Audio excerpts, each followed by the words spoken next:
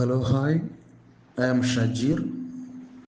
ഇന്നത്തെ podcast audio discuss ചെയ്യുന്നത് കാൽസിറ്റോണിനെ കുറിച്ചാണ്. കാൽസിറ്റോണിൻ എന്തെന്ന് വെച്ചാൽ അതൊരു ഹോർമോണാണ്. ഈ കാൽസിറ്റോണിൻ സെക്രീറ്റ് ചെയ്യുന്നത് തൈറോയിഡ് ഗ്ലാൻഡാണ്. തൈറോയിഡ് ഗ്ലാൻഡ് കാൽസിറ്റോണിൻ കൂടാതെ വേറെ 2 ഹോർമോൺ കൂടി സെക്രീറ്റ് ചെയ്യുന്നു. അതാണ് thyroxine T3 and thyroxine T4. ഇതിൽ കാൽസിറ്റോണിൻ്റെ പ്രധാന ഫങ്ഷൻ കാൽസിറ്റോണിൻ മനുഷ്യ ശരീരത്തിലെ ബ്ലഡിലെ കാൽസ്യത്തിൻ്റെ അളവ് കുറയ്ക്കുന്നു.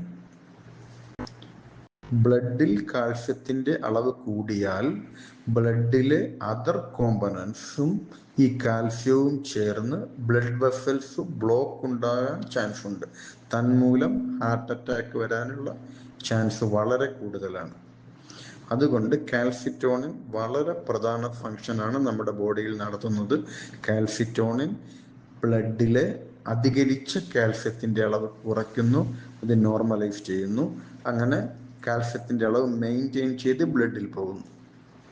നമുക്ക് തൈറോക്സിൻ T3, T4 എന്ന ഹോർമോണുകളെ കുറിച്ച് പിന്നീട് വേറൊരു പോഡ്കാസ്റ്റിൽ ഡിസ്കസ് ചെയ്യാം.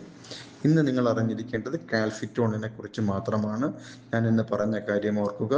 കാൽസിറ്റോണിൻ സെക്രീറ്റ് ചെയ്യുന്നത് തൈറോയിഡ് ഗ്ലാൻഡാണ്, അതായത് തൈറോയിഡ് ഗ്രന്ഥിയാണ്. മനുഷ്യ ശരീരത്തിൽ ഒരുപാട് ഗ്രന്ഥികളുണ്ട്. അതിൽ പ്രധാനപ്പെട്ട ഒരു ഗ്രന്ഥിയാണ് തൈറോയിഡ് ഗ്രന്ഥി, തൈറോയിഡ് ഗ്ലാൻഡ്. ഈ ഗ്ലാൻഡ് സെക്രീറ്റ് ചെയ്യുന്നതാണ് കാൽസിറ്റോണിൻ.